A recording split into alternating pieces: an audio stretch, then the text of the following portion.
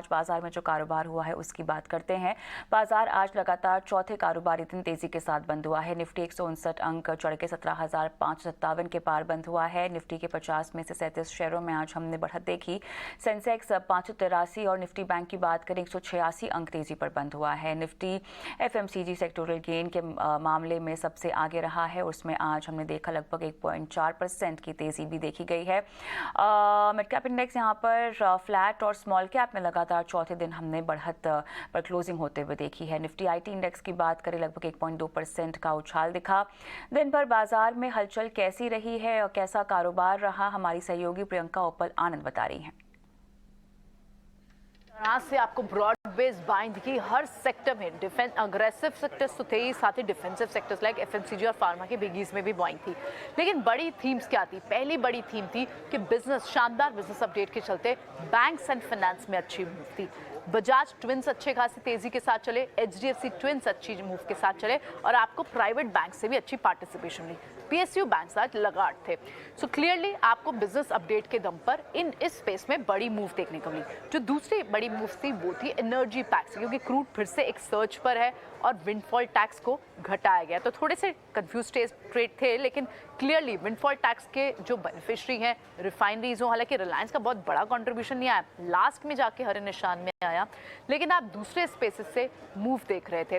और उसके अलावा जो दूसरे आपके न्यूज़ बेस्ड ट्रिगर्स थे उसमें पावर हो, सिंगल लार्जेस्ट रेवेन्यू ऑर्डर्स हों, ऑर्डर बुक इंफ्रा स्पेस से हों, तो ये कुछ बड़ी प्रिवलेंट थीम्स थी जो आज बाजार में क्लियरली दिख रही थी। गेनर्स कहाँ थे?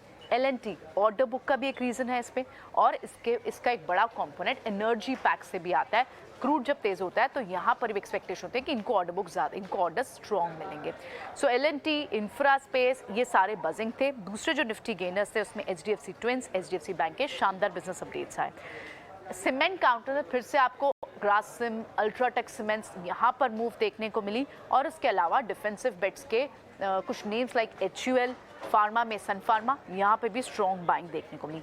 मिड कैप में बात करें तो आपको आईटी ने भी कमबैक किया आज, चाहे वो लार्ज कैप आईटीज हो, उसके कंपैरिजन में इनफैक्ट मिड कैप आईटी ज़्यादा चले। एलटीटीएस हो, कोफोर्ज हो, in fact for that matter small cap में साइंट हो, साइंट की एक न्यूज़ का ट्रिगर था, उनका जो एक आईपीओ आना है उसको सेबी से मंजूरी मिली और उसके चलते वहाँ पर भी एक मूव देखने को मिली। लूजर्स कहाँ थे आज?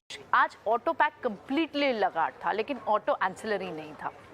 ऑटो पैक जहाँ पर मंडे को हमने अच्छी मूव देखी, आयशर मोटर, एमएनएम, मारुति, ये लगाड़ थे।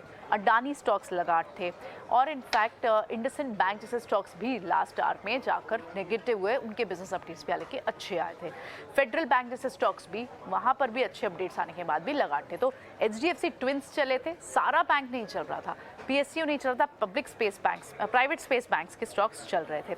दूसरे जो स्टॉक्स आपको लूजर्स आज दिखाई दें उसमें अशोक लेलैंड जैसे काउंटर्स लूजर, तो ऑटो पैक लगाड़ था क्लियरली। पीबी फिनटेक जहाँ मूव ऑलरेडी चल रही थी वहाँ प्रॉफिट बुकिंग थी। फेडरल बैंक के नंबर्स आने के बाद भी वहाँ पर आपको नेगेटिव मूव दिखी। स्मॉल कैप में कहाँ गेनर्स थे? एल्गाई इक्विपमेंट जैसे स्टॉक्स हो, वेल्सपन, साइंट, मजगांव डॉक, यहाँ पर आपको स्ट्रॉन्ग मूव दिखाई दी।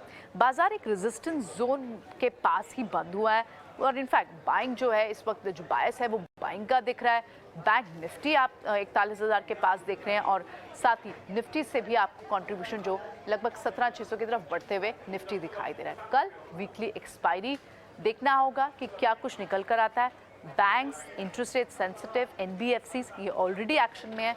अब पॉलिसी में जो एक्सपेक्टेशन है 25 बीपीएस पॉइंट्स हाइक की, अगर वही रहता है तो बाजार में एक चेयर दिख सकता है। चलिए, तो ये तो था बाजार का पूरा आज का राउंड अप, लेकिन बाजार के दिग्गज अब क्या कह रहे हैं। Invesco mutual